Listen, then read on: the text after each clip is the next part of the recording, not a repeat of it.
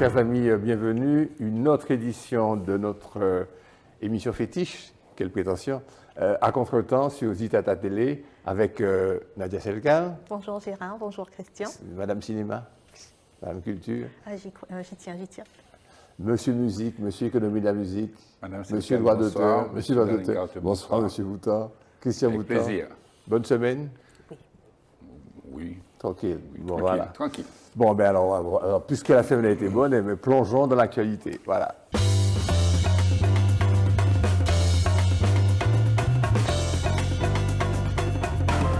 Contrairement à ce qui se fait ailleurs, nous allons parler cette fois-ci de deux petites listes. On ne va pas parler de leur programme, on va prendre un aspect de leur profil politique, enfin, profil de ce qu'ils disent, enfin, de l'expression de ce qu'ils disent du moins, et puis on va gloser, on va développer là-dessus. D'abord, Martinique debout, Matinique de Philippe Petit, un vétéran du centrisme martiniquais, c'est un centrisme martiniquais. Et du libéralisme. Et du libéralisme, libéral. naturellement. Alors, qu'il dit à une interview qu'il a donnée au quotidien local, il dit il s'agit dès à présent de travailler afin d'être présent au deuxième tour et faire alliance avec ceux qui respecteront nos idées, les valeurs qui sont les nôtres, avance Philippe Petit. Il n'a pas la prétention de dire on va gagner, on va gérer, on va refaire le monde, on va modifier tout. Humblement, il dit voilà, nous avons des idées, nous avons un apport et nous, tranquillement, nous espérons pouvoir trouver une liste qui nous accueillera. Pour cela, je lui rappelle qu'il faut quand même qu'il dépasse le ratio des 5% pour pouvoir fusionner avec une autre liste. Bon, enfin, ceci étant dit, c'est cet aspect, si vous voulez, d'humilité et de persévérance politique que je voudrais aborder avec vous. De réalisme peut-être. De réalisme, Oui, politique. voilà, Tout à fait, un réalisme clairement, qui est, on en parlait la fois dernière, c'est vrai qu'en matière de politique et notamment au moment de la campagne, on est rarement réaliste, c'est à ce moment-là qu'on vend. Le terme est trivial, j'avoue, mais on vend un peu de tout et du rêve, en l'occurrence. On offre, on donne même. Voilà, on donne à Moi, penser. j'aime bien Philippe Petit. Je trouve qu'il est persévérant. Il y en a d'autres qui diront qu'il a du toupet. Mais je crois qu'il est animé d'une réelle volonté de jouer un rôle de notre Martinique. Voilà, il renouvelle, il y croit. J'aimerais dire aussi, bon, Philippe Petit, il est soutenu par l'UDI. De même que le MoDem est présent aussi par Orville. Donc ce sont deux listes qui ont des soutiens nationaux. Je dis ça au niveau des budgets. Peut-être aussi la liste de Bélé, qui est un peu socialiste, bénéficie de soutiens économiques nationaux, à la différence d'autres petites listes qui n'ont pas de soutien. C'est ça. Et puis des cadors, si je puis dire, des grosses listes locales. Dans les petites listes, tu fais cette distinction. Je petite pense qu'il liste faut la nationale. faire. Oui. Et comment se fait-il que, alors que c'était le contraire à l'époque, il y a quand même une évolution, que les plus petites listes sont celles-là qui sont adoubées, qui sont en liaison avec les grands mouvements politiques français. Il y a un renversement quand même assez symptomatique quand même, il faut le reconnaître. Oui, mais enfin, Philippe Petit, il a toujours été dans cette démarche. Et là, je crois à l'UDI, il parle beaucoup de Christophe Lagarde. Et il semble que l'UDI ait mis à sa disposition des moyens. De même, on a bien vu aussi qu'Orville, il a des autobus avec des grandes affiches qui témoignent d'une vitalité économique de sa liste que d'autres n'ont pas. Ça voudrait dire que ces grands mouvements essaient de refaire un comeback sur la Martinique? Ben oui, mais enfin, je sais pas si c'est de... En tout cas, ils ont des représentants, en tout cas. Oui. Peut-être pas un comeback, mais en tout cas continuer d'exister, puisque c'est vrai qu'au niveau national aussi, les choses ont peu... Non, puis il y a les présidentielles qui viennent. Il faut avoir Ce un relais. n'est que l'année prochaine. Oui, mais non, mais ça vient vite. C'est Donc, il faut un relais pour glaner de 100 000 voix. Ça se joue à 500 000 voix, les élections présidentielles, parfois. On le voit. C'est pour ça que je crois qu'il y a une segmentation. Il y a les grosses listes, PIA, les Chimie, Marie-Jeanne, Concon, mon plaisir. Comme tu as dit. Voilà, les cadeaux. Il y a les petites listes, mais qui ont un appui national. Et puis il y a des petites listes un peu autonomes. Pour la liste Renaissance, on va être un petit peu plus long. Parce que oui, de Max Orville, adossé au Bérou. Lui, il fait une campagne un peu dramatique, dans la mesure où il explique, il dit que d'abord, il propose qu'ensemble, nous tournions le dos aux discours ambigus qui n'ont fait qu'entretenir des clivages stériles pendant 40 ans. Bon, bref. C'est pas faux quand même. C'est peut-être vrai, mais... Je donne l'opinion, mon frère. Non, mais c'est peut-être vrai, mais... C'est vrai oui, qu'il faut sortir. oui, mais non, mais il faut voir comment il alimente cet argumentaire, comment il argumente. Notre société est fracturée, notre économie est en panne, nos emplois s'effondrent, nos services publics fonctionnent mal, notre environnement est menacé. Nos jeunes s'en vont. Nos jeunes, voilà, pile poil, exactement. voilà. Nous vieillissons, jamais l'attractivité de la Martinique n'était aussi faible, jamais ses perspectives n'étaient aussi sombres. Ça donne envie tout ça. Ouais, et puis il veut revitaliser la Martinique dans un projet. Bon, alors ce qu'il dit, c'est discutable. Si on prend les chiffres de l'INSEE, si on prend les chiffres de l'emploi, si on prend les chiffres de la résistance à la... on peut discuter, on peut gloser, surtout comme matière économique, avec les chiffres et les ratios économiques, on peut gloser. Bon, on lui donne raison. D'accord, ok, ça va si mal que ça. Mais voilà comment il va revitaliser la Martinique dans un projet humaniste, républicain et européen. Bon. Qu'est-ce que la République ou le républicanisme, si c'est une phénéologie, mais l'Europe, mais tous les partis s'appuient au pouvoir, se sont appuyés, se sont adossés, se sont ancrés dans les fonds européens, ils se vantent même de l'utilisation des fonds européens. Bon, je veux bien il faut quand même nous respecter un petit peu notre intellect quand on fait une campagne. Il faut quand même dire des choses qui soient cohérentes. Et puis, ce qui c'est que son choix. Je le respecte, ça, même si c'est un peu indigeste. Je veux que la Martinique devienne la force martiniquaise de la République française. Bon. C'est un petit peu désuet. Non, mais il faut distinguer non, mais c'est son choix. Ouais.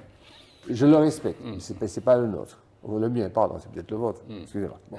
Et donc, lui redonner sa capacité à relever les grands défis, chômage, économie, écologie, formation, etc. Ce discours est-il encore audible? Ça les regarde, hein, les résultats vont le dire. Bon, mais vous pouvez donner votre avis, puisqu'on est là pour discuter et pas pour voter tout de suite.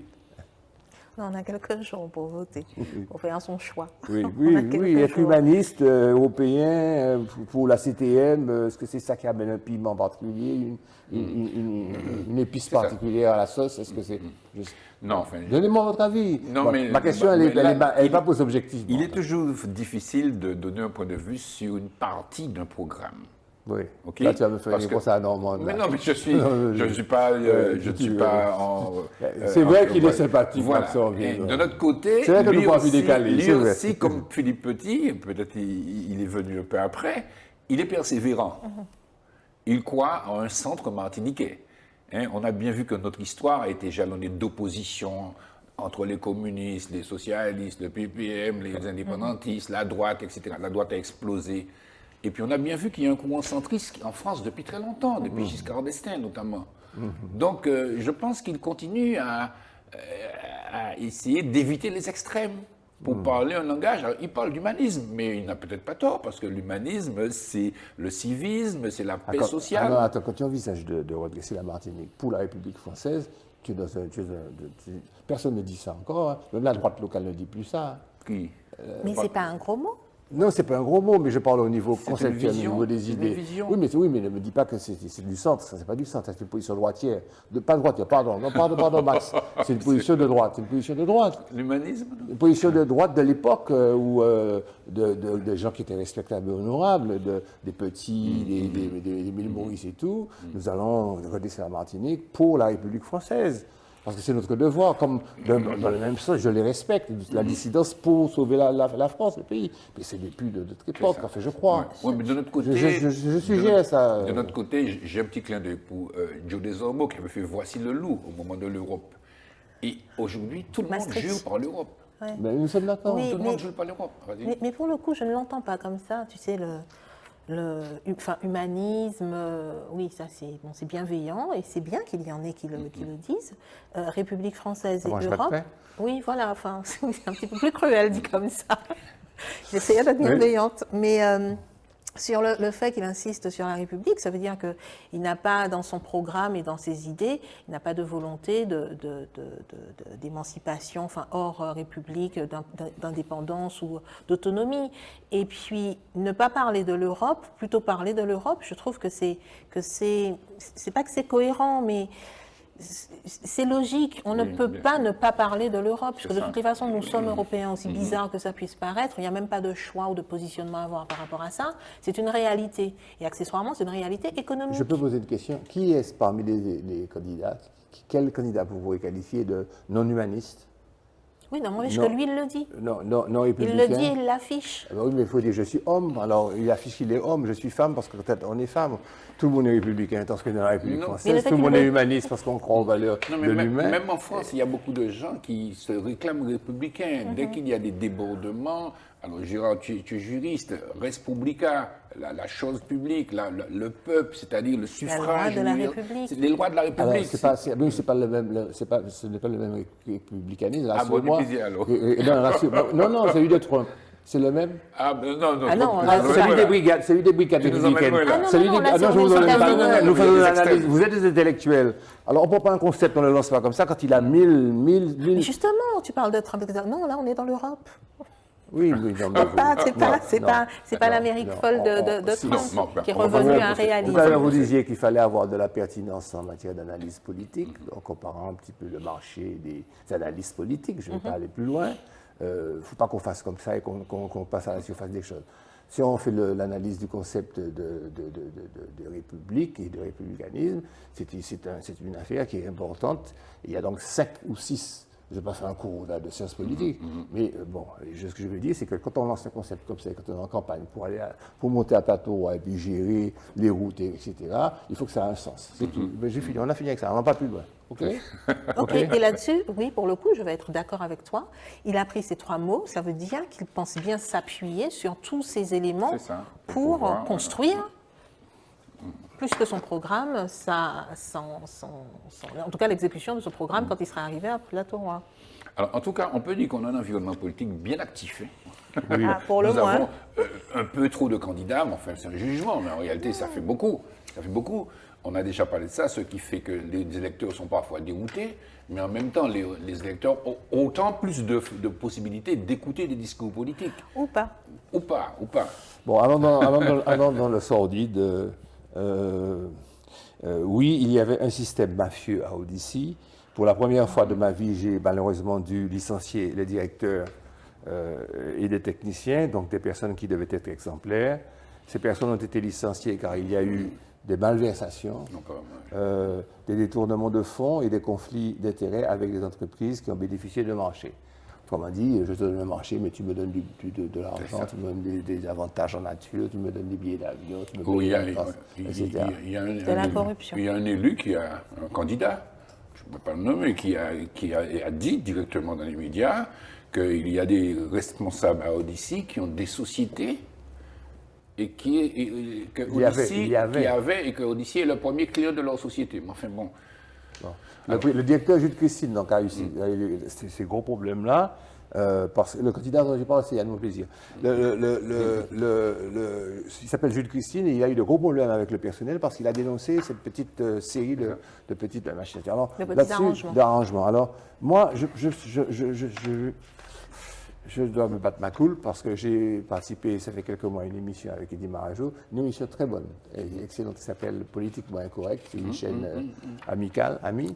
Et il me demandait, bien en tête, est-ce que je suis conscient qu'il existe de la corruption à la Martinique? C'est ça. Et moi, je lui ai répondu que je n'ai pas de dossier, je ne sais pas. Enfin, j'ai beau en touche, parce qu'Eddie, il est très buzz aussi, il est très fort. Il est très journaliste, les yeux dans les yeux, etc. Et je me rends compte finalement qu'il avait peut-être raison, qu'il faudrait qu'on soit plus attentif maintenant que nous sommes réellement en... Alors, c'est ça qui m'a interpellé. Tu parles de Yann Monplaisir, je l'ai écouté de ton... Et quand j'ai entendu ces propos, je me suis dit, tout compte fait, est-ce que c'est le colonialisme qui a pété nous, ou bien est-ce que c'est nous-mêmes qui a pété nous?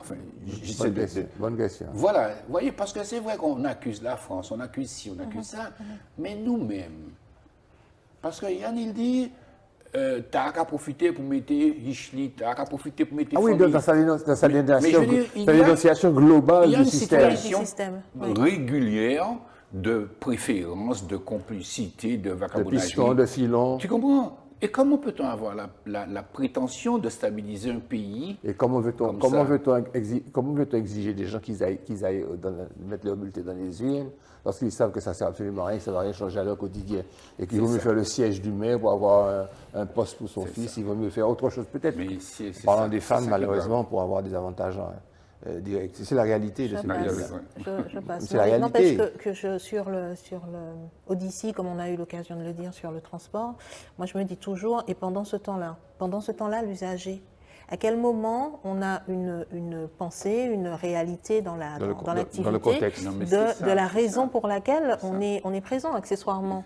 Odyssey, enfin, l'eau c'est quand même... Je vais reprendre le cliché, l'eau c'est la vie. Enfin, autant que tu peux te passer comme d'électricité pendant quelque chose, c'est pas une invitation. Tu peux te passer de nourriture pendant plus de 40 jours, mais tu ne te passes pas d'eau pendant 3 jours. Non, c'est compliqué, c'est compliqué, c'est complètement compliqué. Et arriver à des situations comme ça, et puis arriver à des situations comme ça qui ont bien germé pendant longtemps, c'est ça que je trouve finalement inadmissible. Et quand on parlait de corruption, quand tu disais corruption, on peut se poser la question, mais... Voilà, un petit ratio, un petit chiffre. 50% de l'eau produite et sont perdus dans un réseau qui est obsolète. C'est ça. Pendant ce temps-là, l'argent qui doit être utilisé est partagé, les marchés sont tronqués, etc. Et pendant ce temps-là, les îles de la Caraïbe du Sud reçoivent de l'eau par bateau parce qu'ils n'ont pas de source et donc ils n'ont pas d'eau. Et donc eux, ils sont obligés d'être alimentés en eau. Et que l'eau courante, ils ne connaissent pas ça. C'est inventé une usine de dessalement de l'eau. De dessalination. Non, mais c'est ça. Moi, j'ai envie de dire, je n'ai aucune dessalement est plus direct. Prétention, mais je veux dire que c'est ça les vrais problèmes de la Martinique aussi. Si on n'arrive pas à régler ça, comment peut-on s'émanciper de quoi que ce soit? De quoi que ce soit. Comment peut-on construire une société qui a un minimum de stabilité, qui permet à nos jeunes de s'insérer, si on n'a pas une économie qui soit un peu plus vertueuse? Quand Pierre David, c'était, je vais la raconter souvent, ça fait rien, parce que c'était exemplaire. Il était venu avec un carton, avec un tas de textes en anglais à mon cabinet, et qui m'avait aidé sur les organochlorés, sur le chlordécone et autres, et qui m'avait expliqué ce qui se passe. J'avais dit, mais Pierre, mais ne t'es pas une de militer pour l'autonomie, pour l'indépendance, ça nous a fait, mais comment? Au final, puis ça, il m'a regardé, les yeux dans les yeux, il m'a dit, mais mettre ça, casser vie à qui ça? Un pays indépendant qui est malade, tout le monde malade. Et puis il s'est battu 20 ans avant, il est mort, il n'a pas vu, et puis maintenant c'est son combat perce mal, mais son combat perce quand même. Revenons en parlant de choses qui... Heureusement qu'on a passé une bonne semaine. Revenons à notre cher Covid. Hein? Ça nous manquait. Ça nous manquait. Alors la question, la voici, celle de la semaine. Comment mettre fin à la pandémie de Covid? Comment atteindre l'immunité collective? Parce qu'il faut bien qu'on s'en sorte quand même. Il faut que nous finissions, puis il va être à l'enjeu, ce diable, ce démon. Comment faire pour que ça soit comme une grippe? Alors, donc c'est l'immunité collective. Et comment obtenir l'immunité collective? Le chiffre de l'actualité internationale, c'est qu'en Angleterre, il y a 0 décès hier du Covid. Oui. Il semble que depuis le 30 juillet 2020, il n'y a pas un jour où il n'y a pas eu de décès. Mais en France, il y a 137 quand même. Oui, c'est vrai. Alors, comment faire pour arrêter ça? Alors, la solution, c'est l'immunité collective, appelée encore grégaire, immunité de groupe, c'est un tas de noms, immunité de la communauté. C'est-à-dire que tout le monde puisse... Alors, c'est quoi exactement? C'est lorsque une population... une population donnée peut supporter et est protégée contre une infection, c'est un pourcentage, c'est ça, ça s'exprime en pourcentage, à partir duquel un sujet infecté introduit dans cette population donnée, la France, la Martinique, ne va plus transmettre le pathogène car il rencontre entre le sujet protégé. Vous avez vu le schéma qui est passé trop vite malheureusement sur la définition de l'immunité. Alors, comme je vous le disais, soit on l'obtient par la vaccination, ou bien soit on l'obtient en laissant, comme ça a été tenté au Brésil. Mais en Angleterre aussi, c'est le reproche qui est fait à Boris Johnson. En laissant les populations. Oui, mais il a quand même fait marche arrière à un moment. Il l'a chopé, et il a eu une forme grave. Il a quand même fait marche arrière, il y a quand même eu des vaccinations qui avaient été faites. Ça avait été tenté, ça avait été envisagé, puisque tout le monde tâtonnait à ce moment-là. Donc, il faut donc 70% de la population, grosso modo. Certains disent 68, l'Institut Pasteur dit 70, d'autres instituts disent un peu moins. Mais grosso modo, il faudrait que 70% de la population ait été infectée par le Covid pour que, en fait, que le Covid vienne et qu'on le regarde, on le voit passer, ou alors qu'il n'ait pas plus d'effet nocif qu'une grippe. C'est ça le truc. Alors, on est au niveau mondial, moins de 10% des personnes étudiées ont été infectés. Et en France, seulement près de 17% des Français, et rappelez-vous du chiffre de 70% qu'il faut pour atteindre l'immunité. Donc on est loin. Voilà, c'est ça. Parce que finalement, l'immunité collective, c'est quelque chose qui fait pas rêver, mais c'est le vœu pieux et c'est ce vers, enfin, quand je dis, enfin, tous les États et le monde entier rêve de ça et attend ce moment. Mais la question, c'est comment y arriver. Donc la vaccination avec toutes les restrictions, puisque les personnes refusent, toutes les tests retards apportés à la vaccination en elle-même, puisque pour arriver à produire un vaccin, il faut quand même un minimum de connaissances sur le virus. Le virus, il est nouveau. Arriver à produire des vaccins, ça aussi, on l'a déjà dit, c'est un exploit. Un exploit. En volume. Voilà, c'est un exploit médical, mais c'est aussi un exploit logistique, etc. Mais malgré tout ça, c'est quand même cette visée que l'on a de cette fameuse immunité collective. L'idée étant que le virus, il n'est plus qu'il se transmette, mais qu'il soit complètement inactif parce que les gens auront les anticorps. Alors la solution est de laisser les gens laisser faire. Alors on peut se poser aussi des questions. Attends, laisser faire, laisser l'immunité, laisser les gens être infectés ici. Qu'est-ce que là? Laissez-les faire. Mais ça a été presque fait. Ça a été fait au Brésil. Ça a été presque fait, mais en Angleterre, on l'a dit, au Brésil. De façon plus ou moins officielle, il n'y a aucun pays, par exemple la Suède. Au Brésil, ça n'a pas été avoué, mais dans la pratique, je pense que le président, comment il s'appelle, Bolsonaro, il s'était à son plan. Mais par exemple, la Suède a une politique en matière de situation sanitaire qui est à l'opposé de tous les autres pays du monde. Alors, je ne sais pas s'ils ont fermé leurs frontières. En revanche, ils n'ont pas. Au début, je me souviens. Ils n'ont pas confiné. Merci. Ils n'ont pas confiné. Ils ont laissé tous leurs espaces ouverts et ils ont continué. Et ils se sont retrouvés avec des chiffres, alors pas si élevés que ça. Je rappelle qu'il fait très froid en Suède, mais ils ont eu rapporté au nombre à la population. Leur bilan n'est pas si positif. Et c'est vrai que le gouvernement s'est retrouvé à devoir faire son mea culpa. À faire marche arrière. Voilà, c'est ça que je voulais que tu dises. Oui, mais ils n'ont pas confiné. Ouais. Ils n'ont toujours pas confiné. Non, j'ai noté que l'OMS a validé le vaccin chinois. Et ils ont aussi, je me suis aussi interrogé sur le Soberana, le vaccin cubain. On va y venir. Je me demande est-ce que... On va y venir, c'est le prochain sujet. Il y a Sanofi aussi. Est-ce que les vaccins auront plus de... C'est le prochain sujet. D'efficacité. C'est le prochain sujet. On va parler de Cuba. Moi, voilà ce que je propose rapidement. Parce que, alors pour Manaus au Brésil, on a bien senti que la politique gouvernementale était de laisser faire et puis de se dire, bon, il y a deux cas morts, les plus faibles, et puis à la longue, on aura cette immunité, les plus pauvres, naturellement, on aura cette immunité collective. Mais en réalité, ce qui s'est passé, c'est qu'il y a un variant qui est venu, et puis qui est venu fausser, venu fausser ce plan. Et puis, vous imaginez les souffrances, on souffre. Hein. Dans l'une de nos précédentes émissions, on avait décrit un petit peu tous les symptômes et toutes c'est très pénible. C'est une maladie. Oui, c'est pénible. Avec des effets qui varient selon le... et qui durent, surtout le Covid long. Ouais. Alors moi, voilà ma proposition, c'est changer de mode de vie, vivre en plein air, aller dans les festivals musicaux et tout ça, garder une distanciation, pas aller se fouer dans des discothèques, oui, absolument. Booster ses immunités, c'est-à-dire nager, aller au soleil, se promener, travailler moins. Pas travailler moins parce qu'on est fainéant, mais travailler moins parce que c'est stressant. Et que ce qu'on veut gagner là, on va le dépenser à la sécurité sociale, mais on va mourir. Éviter les stress. Amplifier le télétravail, donc avoir de bons équipements, avoir des bonnes fibres optiques qui boostent nos Internet pour nous, qu'on soit à l'aise pour travailler. Ça va pas repenser la société de demain dans une perspective de survie de l'humanité. Pas simplement se dire, c'est pas simplement dire, ça sera plus comme avant, demain ça va être bisounounou. C'est pas ça. C'est question de survie. Ça, cet inventaire que j'ai fait, c'est pas dans la perspective de dire philosophiquement on va être. C'est vivre. C'est ça que je pense. Survivre. Succinctement, quand tu dis repenser l'humanité, et c'est ça aussi qu'on s'était dit au moment où le Covid était à son top niveau.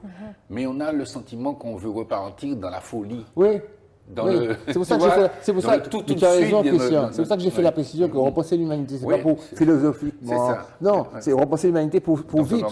C'est belle la chose comme ça, c'est que ça sera plus philosophiquement, mais intellectuellement. Mais tu rejoins le modem, l'humanisme. Il t'a eu. Non, mais tu es proche d'eux. Oh non, non, je suis pas sûr. Parce qu'ils n'ont jamais développé ça. Donc Non, tu sais ce qu'il y a derrière. Ah, ben Mais tout ça, ça fait partie de l'humanisme. Cuba, le Soberana 02 a terminé les essais cliniques de phase 3. Soberana 2, l'un de ceux, parce qu'il y en a plusieurs, Ah, il y en a la plus belle en Il y en a Balabala, plusieurs, effectivement, j'ai vu, ouais. mis au point par Cuba. Il y a le vaccin Abdallah, qui a déjà terminé sa phase 3 depuis début mai, qui est déjà opérationnel. Tu as, donc il y a maintenant Soberana 2, qui fait partie des 2 formules les plus avancées, des 5 que l'île développe contre le Covid-19. Ils ont 5 formules. C'est ça. Les premiers vaccins développés en Amérique latine, ce sont les premiers, c'est les Cubains. Primum inter pares, et ce qui leur permettra. Leur perspective, c'est de vacciner la Caraïbe. Le gouvernement te dit, nous allons vacciner la Caraïbe. Ouais. La Caraïbe, on dénombre 1000 cas par jour de Covid pour toute la Caraïbe. C'est leur perspective. Hein. Ils estiment qu'ils ont une responsabilité médicale à l'égard de la Caraïbe. On les a vus venir ici, en grande pompe. Et en l'état, ils sont en train de commencer à administrer le vaccin à près de 2 millions d'habitants de la capitale. Vive à Cuba Libre. Voilà, votre avis sur ça? Mais en fait, ça montre bien que cette crise sanitaire, elle est éminemment politique. Politique, et notamment quand on voit les vaccins. Cuba qui fait des vaccins, la Russie qui fait des vaccins, Israël, etc. Et j'ai oublié de dire la Chine.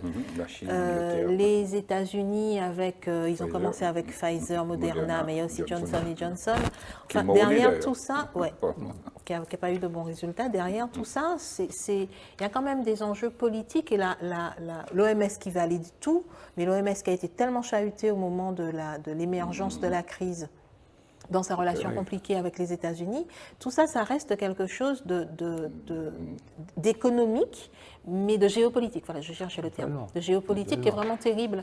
Et fondamentalement. C'est vrai, oui, mais pour le coup, nous autres, qui sommes concernés par l'immunité collective, on se retrouve un petit peu pris. Voilà, moi, c'est le sentiment que j'ai. Nous prions ça. On est coincé dans tout ça. Nous nous retrouvons pris en ça. Tu peux dire ça, nous sommes créolophones. Bon, alors, rapidement, ils mettent au point un vaccin intramusculaire, et ils mettent un autre vaccin qui s'appelle Mambisa, intra-anal. On ne va pas trop développer parce qu'on a un programme chargé, et ils ont 5 possibilités de lutte, donc 5 armes de combat. Ce 29 mai, le Club Presse a réuni une 60aine de journalistes pour dénoncer les agressions dont on a déjà parlé, dont étaient victimes les journalistes de RCI et de Martinique, la première, lors de la commémoration de l'abolition de l'esclavage le 22 mai dernier au François. On est au courant de tout ça. Directement les questions. Comment envisager dorénavant le traitement médiatique des événements rouge-vert noir? Est-ce que vous croyez que les journalistes vont être aussi, pas tolérants, mais aussi bon enfant par rapport à ce mouvement-là? Oui. Moi, je sais pas, j'ai cru entendre que les journalistes ne vont plus relayer Good. les rouges verts noirs. Voilà. Donc, s'ils se privent des journalistes, ça va voilà. pas. Bon, deuxième question. Ils sont autocensurés. Oui, voilà. Comment commémorer, donc faire résilience si les manifestations pacifiques, donc curatives, je me suis expliqué la dernière fois sur ça, je ne vais pas recommencer. Tout ça, c'est fait pour nous guérir du traumatisme, du post-traumatisme de l'esclavage, quoi. Donc, on se pense en commémorant la libération, le romain, le nègre, etc. Tout ça est très bon, c'est excellent pour penser la blessure. Comment on va faire si, lorsqu'on le fait pacifiquement, lorsqu'on met une crème adoucissante, apaisante sur nos âmes, ça dégénère. D'y à péter. Quelle est la solution qu'on va adopter dorénavant? Et qui est responsable? Monsieur, j'ai oublié son nom, je ne le dirai pas, qui est responsable de nous permettre de faire ce travail de résilience dans la paix? dans ce petit pays, parce qu'il faut qu'on le fasse, ce travail-là. Il ne s'agit pas simplement de dire c'est des vagabonds, il n'y a qu'à sentir mauvais, parce qu'ils ne sont pas tous comme ça. Et qui permettra même à ceux d'entre eux qui posent des vrais problèmes, parce qu'ils posent des vrais problèmes, même si c'est un peu répétitif, roboratif, l'école, nanani, nanana, mais ils ne sont pas tous des incendiaires, ils ne sont pas tous des kamikazes, ils ne sont pas tous des... Vous voyez ce que je veux dire? Bon. Qui va permettre un fonctionnement démocratique de ce droit de manifester publiquement? Ben, je ne sais pas, hein, enfin, juste pour essayer de participer à l'entretien. Aujourd'hui, la ville de Fort-de-France a mis en place une commission mémorielle. On va en parler. La ville du Lamentin aussi a pris... C'est un sujet. Voilà, c'est ça. Donc aujourd'hui, qu'on le veuille ou non, les politiques commencent à s'emparer un peu plus, si je pourrais dire, parce qu'il ne faut pas non plus les accuser de ne pas avoir fait, d'une manière nouvelle des choses. Absolument. Donc les commissions mémorielles, c'est véritablement un élément important. Ouais. Tu vois? Ouais. Mais c'est vrai qu'il y a des blessures. Et pardonnez-moi, je fais une petite parenthèse sur Tulsa aux États-Unis, où on a vu qu'il y avait une ville noire qui, en 1921, a été lynchée. Dévastée. Dévastée. Une ville qui était équilibrée, Une ville noire prospère. Donc c'est pour vous dire avec un pouvoir à économique quel noir. niveau la méchanceté du racisme est là, quoi. Donc c'est vrai que cette méchanceté peut donner une légitimité à cette répulsion que nous avons. Mais aujourd'hui, nous sommes en 2021, nous avons un pays à construire. Et on ne construit pas un pays dans la situation belliqueuse. Mais tu sais que cette frange un peu excessive est excessivement agacée par les commissions. Je ne vais pas encore raconter une expérience personnelle, mais j'ai participé aux travaux de la commission Mémoire et Transmission de la ville de Fort-de-France. J'ai vu une passionnaire se lever et puis dire, après qu'elle a essayé de bouteiller la réunion, de faire perdre du temps et tout, dans la salle du conseil municipal de la ville de Fort-de-France, elle s'est levée. J'avais envie d'éclater de rire, pas tout de suite, après je vais vous dire pourquoi. Et puis elle a dit, vous pouvez faire ce que vous voulez, vous avez tous échoué, les syndicats, les partis politiques, les fonctionnaires, le gouvernement français, le pouvoir local, c'était... De toute façon, on va, si ça ne nous convient pas, et puis elle a donné ces critères que j'ai oubliés, du choix du nom des rues et du choix de la disposition et de la statuaire dans la ville, on va déboulonner. On va casser. Voilà, vous prenez, faites ce que vous voulez. Et puis des jeunes femmes que j'ai découvertes, géographes, agrégés, il y a une foultitude de jeunes femmes super diplômées qui ont commencé à la fusiller. Elle n'est plus revenue. C'est passant à autre chose. Bon, non, mais c'est toujours le problème de la passion et de la violence, quoi. Comment peut-on se dominer, quoi? C'est ça le défi de la vie, se maîtriser. On dit l'esprit domine la matière. Encore une fois, moi je veux croire que nous avons envie de construire un pays et c'est pas dans l'adversité que nous pourrons le construire. Oui. À mon sens. C'est-à-dire que même si c'est dans l'adversité, mais c'est pas dans la violence, oui, dans la bellicosité. Dans le désordre. J'ai lu une petite chronique que j'ai voulu qu'on dise 2 mots dans le Figaro. C'est un ami qui me l'a envoyé d'ailleurs.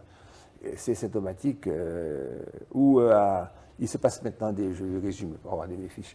Et alors au moment où nous parlons, il y a une rencontre entre les protagonistes de l'affaire néo-calédonienne, la Nouvelle-Calédonie. Le dernier référendum a été très serré, où les Kanaks indépendantistes progressent et où les loyalistes, eux, perdent un peu pied, mais ils sont quand même majoritaires en nombre. Et la solution serait pense cet observateur, pour le gouvernement français, de finalement se dégager un petit peu de l'outre-mer, de donner un petit peu à ces territoires, même s'il y a des intérêts économiques, là c'est le nickel, ailleurs c'est géopolitique, ailleurs c'est stratégique, ailleurs c'est de donner à ces pays-là. Et le commentateur dit que les départements d'outre-mer seraient exclus. Ça m'a fait sourire. Donc, je me suis dit, tiens, on va en dire 2 mots, que les départements seraient exclus de ce paradigme nouveau, qu'il a dit, ben, faites affaires autres, quoi. Donner un statut avec des contrats privilégiés, avec des contrats particuliers, avec des accords, une indépendance accordée naturellement, enfin, comme ça a été fait d'ailleurs pour tous les pays qui ont été mis en indépendance. J'ai voulu mais là encore, enfin, sans vouloir faire alors, le candidat Nilo, il dit, je ne suis plus pour l'indépendance, je suis pour la limitation de la dépendance. Oui. Non, ça peut faire sourire. Mais en réalité, un pays... C'est réaliste de dire ça. C'est réaliste. Je pense qu'il faut limiter la dépendance. Ça veut dire quoi? Ça veut dire qu'il faut que l'agriculture martiniquaise nourrisse mieux le Martiniquais. Exactement. Il faut que la culture martiniquaise construise mieux le Martiniquais. Exactement. Il faut aussi que, voilà, que nous ne faut qu'on soyons se pas dise- tout le temps dépendants de machin qui vient de Paris. Il faut qu'on se dise qu'il y a un processus qui fait que si nous ne voulons pas être responsables, on va nous obliger à être responsables. C'est ça, voilà. Donc, nous avons intérêt à organiser que nous pour être responsables. Nous avons intérêt à arrêter babiller. Etc. Enfin, bon, non, je dis ça, oui, tout à fait. Tout à l'heure, tu as abordé la question du racisme. Je voulais qu'on y revienne et puis mettre un autre angle. C'est la grosse question que se posent les intellectuels, les penseurs, la presse et les partis politiques français. C'est la question est la suivante, surtout avec les événements de Black Matter, enfin Black Lives Matter. Black Lives Matter, le genou, le genou mis sur le cou, hein. sur le cou, etc. Et puis en France, la comparaison a été faite avec les lanceurs de je sais pas trop quoi, là, de balles, enfin l'arme assez particulière que les policiers ont. Et à partir de là, il y a eu tous des développements pour dire qu'il y aurait un racisme institutionnel français, qu'il y a un racisme de l'État français. Alors la question est il se détermine. Il y a une longue liste. J'ai fait une synthèse de l'article sur lequel je me suis fondé, que je vous ai peut-être envoyé. Il a imbiqué, mais j'en ai extrait que le fait et très rapide, je ne vais pas tout dire, hein, que le fait que il y a un contrôle aux faciès sans moment dans ce pays-là,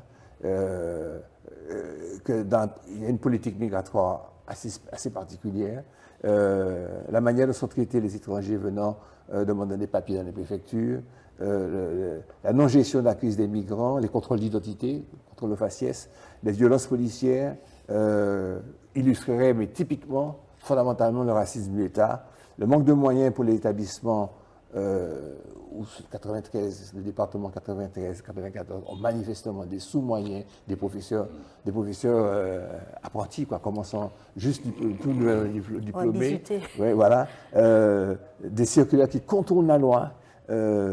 Le statut du territoire d'outre-mer, je ne vois pas en quoi, je sais pas, il faudrait que je pose ça, les politiques migratoires et sécuritaires, il y aurait des circulaires spéciales Roms dans leur façon de les traiter, parce que les Roms, ils ont une culture particulière, ils se déplacent dans la France, ce sont les Romanichels, enfin, les Gitans, les Tziganes, etc. La double peine pour les étrangers, double peine qui consiste à aller d'abord à les mettre, enfin, dans le processus, ils n'ont pas les mêmes droits que les citoyens français, on ne va pas développer sur chaque point. Et donc, la France serait donc un pays qui serait, en quelque part, quasiment assimilable à l'Afrique du Sud. C'est difficile à accepter cette idée. À l'Afrique du Sud ou aux États-Unis, parce qu'il y aurait sous-jacent ce racisme d'État qui ne nous concerne pas nous directement, mais dont souffrent des gens et dont ils ne souffrent pas en Suède, ils ne souffrent pas. Tu parlais des pays au Danemark, que ce sont des États qui sont respectueux et qui ne par des travers comme ça, ne créent pas des situations aussi défavorables à des gens qui sont d'origine arabe ou d'origine noire. Parole dite et bien dite. On parle bien de minorité visible. Moi, je veux dire deux petites choses. Oui, il faut dire plusieurs petites choses. C'est vrai, tout à l'heure, je voyais 1620-1848, 200 ans de colonisation, 200 ans de massacre. 200 ans d'étouffement, 200 ans de... On a nié l'existence des gens. Donc, le français moyen aujourd'hui n'apprend pas ça à l'école. Il n'apprend pas que la France a été une puissance coloniale. Enfin, on a été à l'école française, on a appris vers Saint-Gétorix. Oui, il en a un aspect glorifié. Un aspect glorifié. Oui, la France qui a apporté les dispensaires, la santé, les hôpitaux. Le positif de la colonisation. Oui, voilà. Mais il n'a pas appris tu vois, les dégâts que la France ou d'autres pays ou l'Espagne ont fait dans le monde. Toute l'Europe occidentale. Ça, c'est un premier élément. Deuxième élément, ce qu'on appelle la centralisation ou le jacobinisme. L'État français, il est dit jacobin. Même dans le cas du Covid, on a bien vu comment centralisateur. Voilà. Et bien ce jacobinisme aujourd'hui est porteur aussi de discrimination, de mépris, d'ignorance des autres. Et nous le ressentons de mépris de la périphérie. De mépris de la périphérie. Et nous qui ultra-périphériques. C'est nous qui ultra-périphériques. Et je vais rapidement prendre un exemple, mais c'est peut-être pas très convaincant. Prends les exemples. L'exemple des... Il y aura une imité dans les tout patron. Tu vois? Quand on dit qu'on passe à 7 70 ou pris en ça, même si pas une pièce d'auto. Et quand tu veux éventuellement, alors déjà s'interroger, pourquoi on met des radars comme ça? est-ce qu'il n'y a pas d'autres moyens dans un pays où il y a 30% de gens qui sont sous le seuil de pauvreté, où il y a autant de montagnes, il n'y a pas de système de transport public, tu vois? Est-ce qu'il n'y a pas un autre moyen Où il y a des plus embouteillages, pédagogique, où il y a faut des essayer de embouteillages? gagner un petit peu de temps. Voilà. Est-ce qu'il n'y a pas des moyens plus pédagogiques, si tu veux, qu'on obtienne le résultat que nous souhaitons tous, c'est-à-dire qu'il y ait moins Des de moyens monstres. télévisuels, Voilà, ok. réunir les moniteurs de toute école, leur dire voilà comment on veut leur dire, leur Voilà, parler, leur voilà, dire. voilà. Non, eh bien, comme il y a oublié les radars, il faut comprendre que quand ils mettent notre radar 4 fois plus cher, tu vois, c'est plus une performant. violence. Pour moi, c'est une violence. Et je pense que les municipalités, et aussi, il serait bien qu'il y ait une autorité au niveau de la collectivité, parce que c'est de la culture, ça aussi. Vous voyez, qui soit en mesure de discuter. Tu es un autonomiste, en fait. Mais je ne sais pas que je suis. Autonomiste. Je suis un homme C'est de un développement autonomiste. et d'humanisme. Non, je veux dire, Donc- il faut poser des questions. Il faut poser des questions. Alors, on est impuissant, on nous met des radars. Bon, finalement, ils mettent des radars, ils mettent des radars encore plus costauds. Ouais, Une plus manière de gros. se défier. Tu vois, Non, Une c'est escalade. l'assimilation. Ouais. oui, mais c'est ça. Mais Tu c'est peux de être la assimilé violence. pour la santé, être assimilé pour les aides, et puis tu peux être assimilé aussi pour les radars. C'est un package, c'est un tout. Autre sujet. Assimilé. Autre Non, sujet. mais là, sur le coup, Oui. sur le Time, racisme, time, moi, top, je top, suis top. plutôt, oui, mais n'empêche, je suis plutôt toujours interpellée par la difficulté qu'il y a à associer France et racisme. Chaque fois, on se pose des questions à se dire, ah oui, non, mais est-ce qu'on a le droit de dire ça? Le contrôle de faciès, ça existe aux États-Unis, ça existe partout, et puis pas en France. Tu vois, non. Mais on dirait... Quel est Le point, le substrat point, c'est du quoi? C'est raisonnement? qu'arriver à se dire C'est-à-dire que... qu'il faut admettre ça. Alors, par contre, mettre les chiffres et puis regarder effectivement et réellement la réalité et ne pas se dire ah non, mais c'est pas possible, la France n'est pas raciste.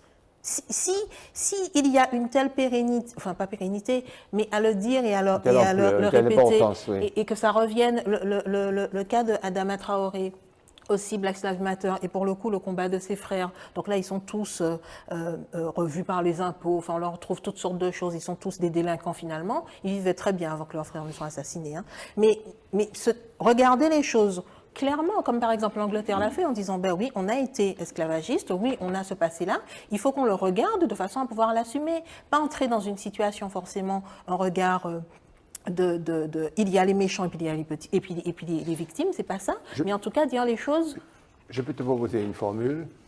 Je t'écoute. Que le racisme d'État existe, même si l'État n'est pas en soi institutionnellement, constitutionnellement, réglementairement, de par la loi, il n'est pas ouvertement raciste. C'est ça. On est en phase? On est en phase. Voilà. Bon, alors, on revient, je vous dis qu'on va tout traiter. Les commissions mémorielles créées par différentes municipalités, on a déjà abordé un peu ce sujet, vont-elles régler les problèmes suscités par les statuaires et les noms de rues contestées? C'est un sujet que je pose sous forme de question à propos de la dépose du buste de Victor Schœlcher au Lamentin. Vous savez que le maire a eu une très bonne initiative, c'est de dire, bon, on va faire ça bien, on va faire ce que les autres ont fait ailleurs, on va déposer comme ça a été fait pour la statue de, comment il s'appelle celui qui a de Lindenbuck, on va démonter ça officiellement, et on va accompagner ça d'une cérémonie, il y aura de la musique, il y aura des machins, il y aura On déboulonne officiellement. On déboulonne officiellement, et puis, ce sera fini de faire le pitch. On va déboulonner officiellement, et puis on va surtout annoncer une commission mémorielle, voilà, dont tu parlais, c'est ça que je voulais finir la présentation de mon sujet, une commission mémorielle qui va réfléchir dans la paix et dans la sérénité à ce sujet. Et puis il y a eu le surgissement médiatique parce que c'était filmé, il a convoqué la presse, il a envoyé des convocations de forcenés armés de burins et de manteaux, voulant eux-mêmes procéder à cette destruction. Votre avis sur cet aspect des choses, sur ça, cet aspect des choses, sur le fait que Moi, je pense ça que devait se passer en paix. Officiel. Le déboulonnage officiel et puis l'interruption de ce déboulonnage officiel est pacifique. peut-être faudrait-il une commission mémorielle territoriale. Pourquoi? Non, je Oui, dis. non, mais Oui, c'est pas- c'est ça. non, mais c'est parce pas- que si chaque commune se pose la question, il faut se poser des questions. Il faut débaptiser des rues, c'est évident. Moi, Robert Yann Non, Schœlcher, d'accord. je n'ai rien contre Non, Schœlcher. personne Je ne reconnais- conteste, Voilà. personne. Donc, il faut effectivement d'une réflexion territoriale sur ça. À mon sens, avec les maires, avec les communautés d'agglomération. Et puis, effectivement, il faut régler le problème. Tu penses que ça changerait les choses? Ça changerait. Mais Moi, attends. écoute, on répondrait quand même à un vœu qui aujourd'hui, qui a sa légitimité en tout cas. Je vais vous dire mon opinion. je la répète. Tout ça, ce que tu dis, c'est la bonne façon de faire, Christian. Nous sommes tous des citoyens conscients, apaisés, peut-être parce qu'on a réussi dans la vie et qu'on a pris de l'âge.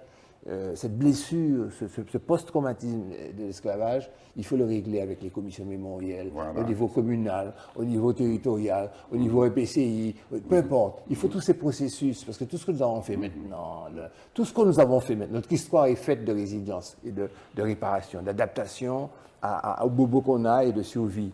Mais le fait est qu'il y en a pour lesquels ça n'est pas la solution. Voilà, il faut se rendre compte qu'il y en a qui veulent se guérir par la violence. C'est une réalité, il faut le reconnaître. Alors, oui, mais Ou pas, c'est peut-être des... Enfin, je sais pas. est-ce qu'il faut les mettre tous en prison? Est-ce qu'il faut les battre? Non, peut-être qu'il faut les amener à ce cheminement et à cette réflexion.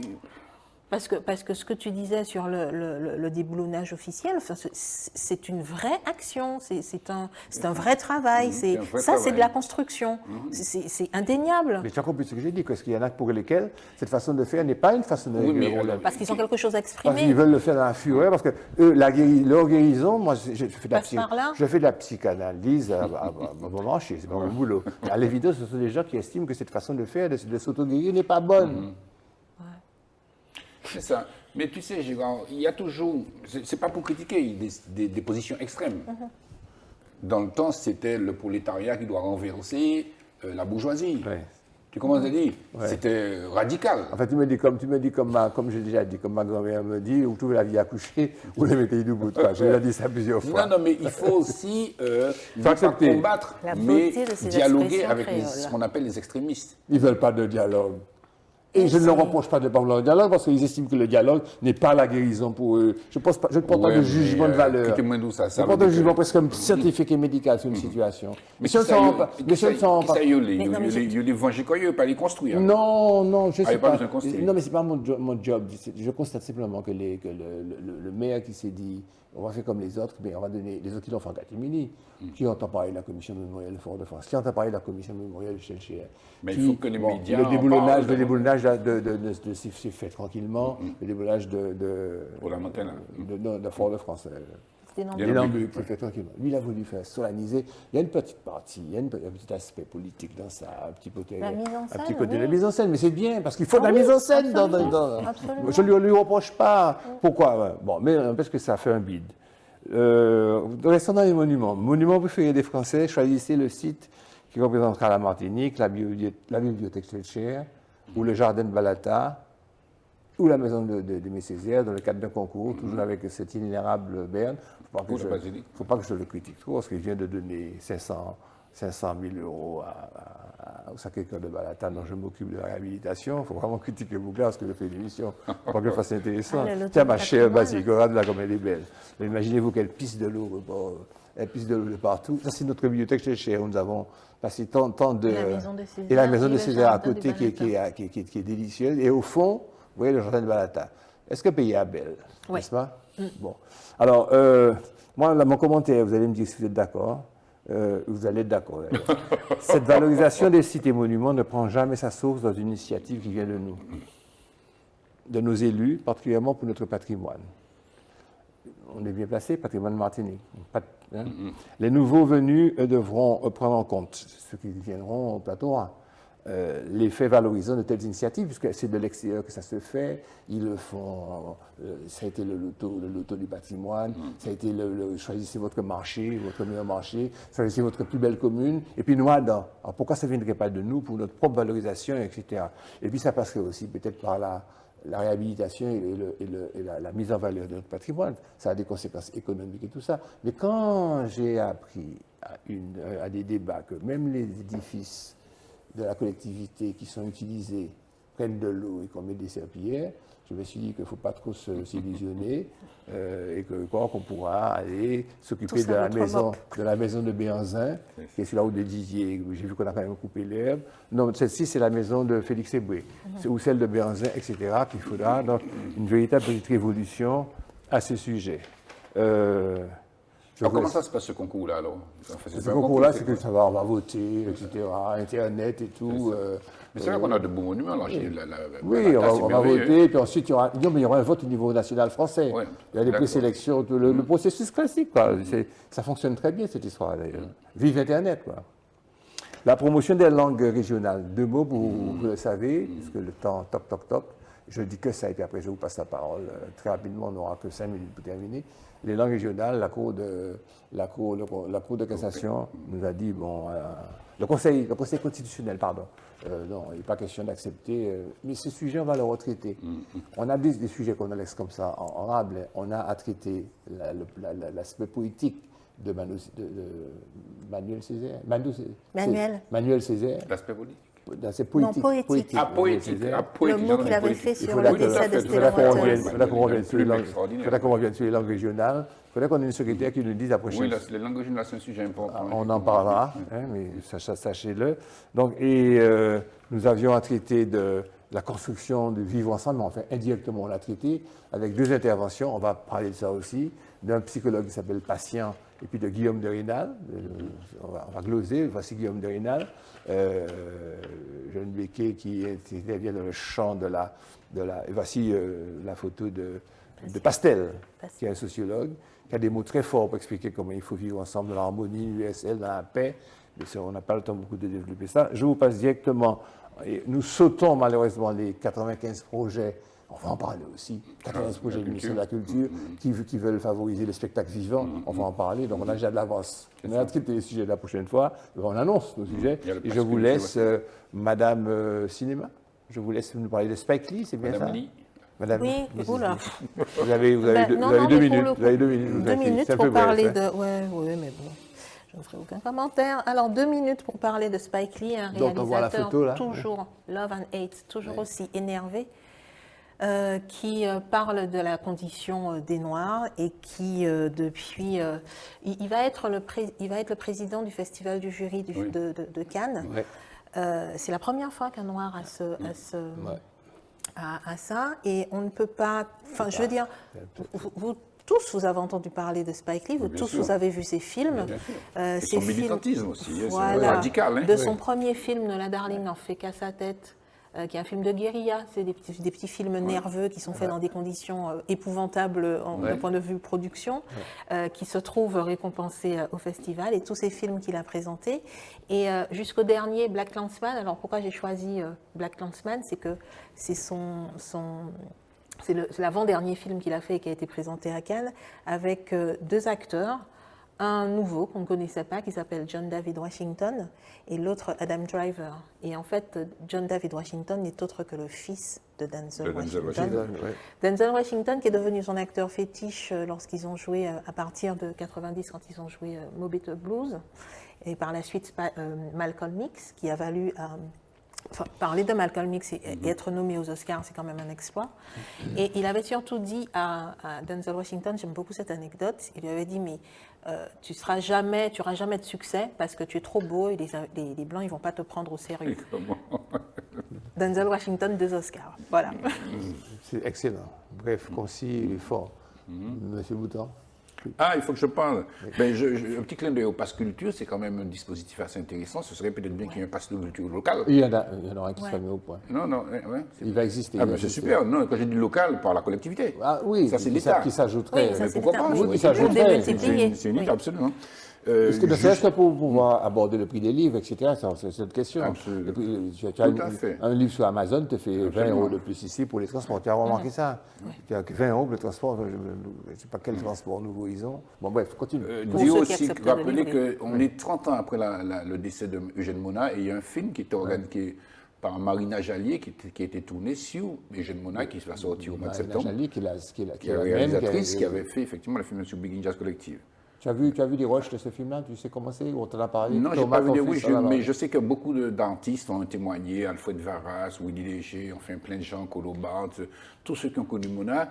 Et je sais aussi que Marina a trouvé un plaisir extraordinaire à découvrir Mona et à voir la dimension de l'homme. Donc je pense qu'elle va nous gratifier d'un produit de très bonne qualité. Qu'est-ce que tu penses de Mona? Je voulais te poser la question. Tu me prends chaud. Sa créativité, ses textes, sa présence sur scène. Gérard, tu sais bien qu'on ne peut pas parler de Jeune-Mona en une minute. C'est bien. Voilà, que c'était vos puissants. Mais si tu veux on va lui consacrer une émission, ça aurait été bien hein, au mois de septembre, puisque c'est la 30e anniversaire. Et pourquoi pas qu'on invite Marina Jallier, pourquoi pas, pour parler de cette production. Voilà.